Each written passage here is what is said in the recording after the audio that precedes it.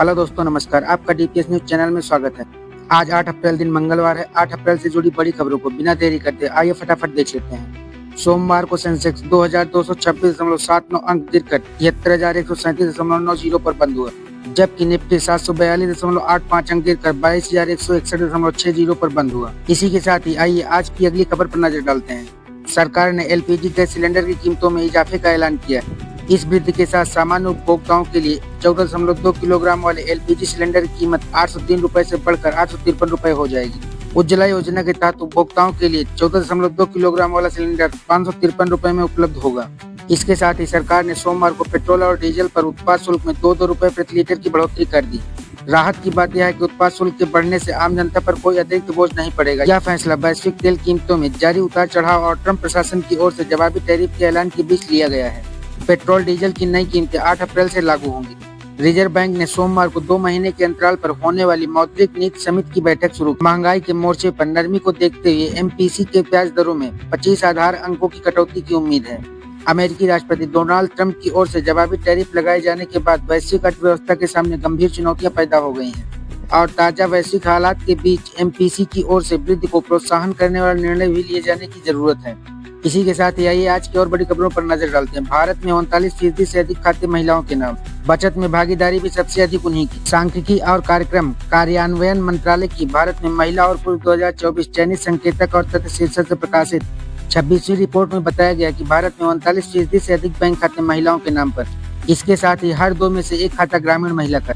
इन्हीं बड़ी खबरों के साथ आईपीएल में हो रहे मैचों पर नजर डालते हैं। 10 साल बाद बेंगलुरु ने मुंबई को वानखेड़े में हराया। कोहली पाटीदार के बाद चमके कुणाल पांड्या की घातक गेंदबाजी के दम पर रॉयल चैलेंजर्स बेंगलुरु ने मुंबई इंडियंस को 12 रन से हराकर इस सत्र की तीसरी जीत दर्ज की। सोमवार को वानखेड़े में खेले गए इस मुकाबले में टॉस हारकर पहले बल्लेबाजी करने उतरी आरसीबी ने 20 ओवर में 5 विकेट खोकर 221 रन बनाए।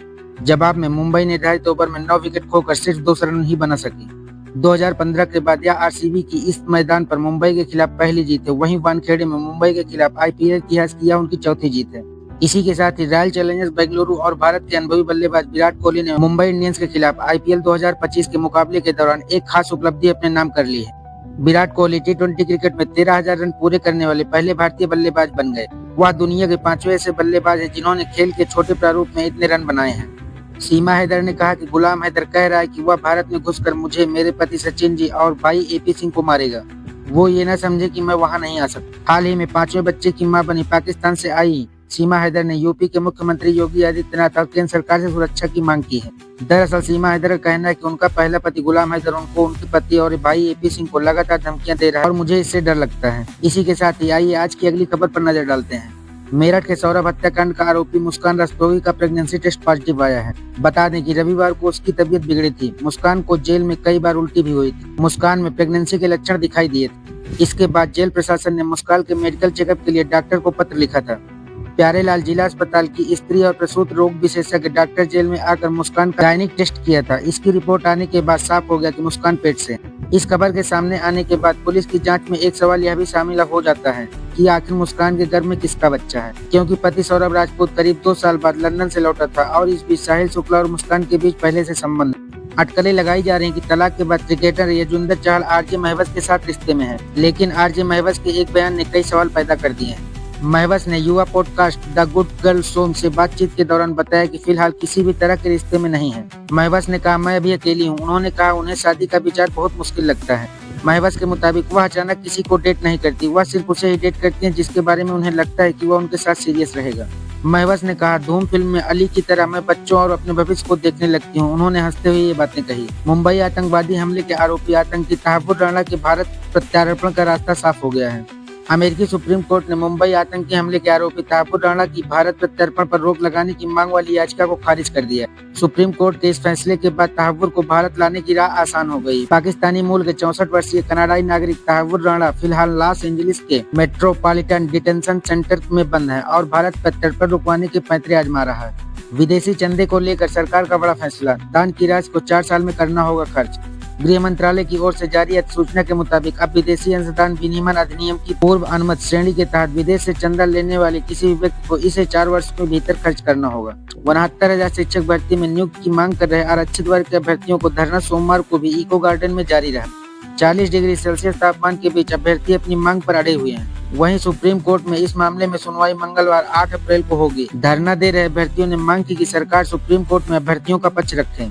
सीबीआई ने मंगलवार को जारी बयान में कहा, उत्तर रेलवे के नई दिल्ली स्थित डीआरएम ऑफिस में divisional electrical engineer DE Saket Chand Srivastava और senior section engineer Tapen Singh Gurjar को 7 लाख रुपए की रिश्वत लेते पकड़ा गया है।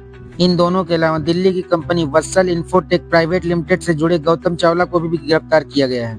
आरोप है कि गिरफ्तारी आरोपी अवैध गतिविधियों में लिप्त थे और गलत तरीके से रेलवे के वर्क आर्डर पारित करते थे और रिश्वत लेकर बिल पास किया करते थे। गिरफ्तार साकेत श्रीवास्तव की पत्नी के लाकर की तलाशी में 2.5 करोड़ रुपए मूल्य के जेवर और सोने की ईंटें बरामद हुई हैं। इसी के साथ आज की और बड़ी खबरों पर नजर डालते हैं। कांग्रेस का 2 दिवसीय राष्ट्रीय अधिवेशन आज से अहमदाबाद में शुरू हो रहा है, जहां पार्टी के नेता राष्ट्रीय राजनीति की चुनौतियां और प्रमुख मुद्दों पर मंथन करेंगे। पहले दिन सामाजिक न्याय, शिक्षा, महंगाई, जाति जनगणना, बेरोजगारी और दलित, ओबीसी, अल्पसंख्यक मुद्दों पर चर्चा की जाएगी। केंद्रीय वाणिज्य मंत्री पीयूष गोयल ने कहा कि भारत का अमेरिकी पर प्रभावी टैरिफ सिर्फ 7 से 8% है, जो अधिक नहीं है। उन्होंने चीन की खराब व्यापार नीतियों को वैश्विक व्यापार में अफरा तफरी के लिए जिम्मेदार ठहराया और कहा कि भारत निष्पक्ष व्यापार नीतियां अपनाने वाले देशों के साथ द्विपक्षीय समझौते कर सकते हैं। कमजोर वैश्विक संकेतों के बीच घरेलू शेयर बाजारों में भारी बिकवाली से सोमवार को दिल्ली सराफा बाजार में सोना 1550 रुपए सस्ता होकर 91,450 रुपए प्रति 10 ग्राम के भाव पर बंद हुआ। तो वहीं चांदी की कीमत में भी 3,000 रुपए की भारी गिरावट रही और 93,000 के नीचे आकर 92,500 रुपए प्रति किलोग्राम के भाव पर बंद हुई। पिछले कारोबारी सत्र में सोना 93,000 रुपए प्रति 10 ग्राम और चांदी 95,500 रुपए प्रति किलोग्राम के भाव पर बंद हुई थी।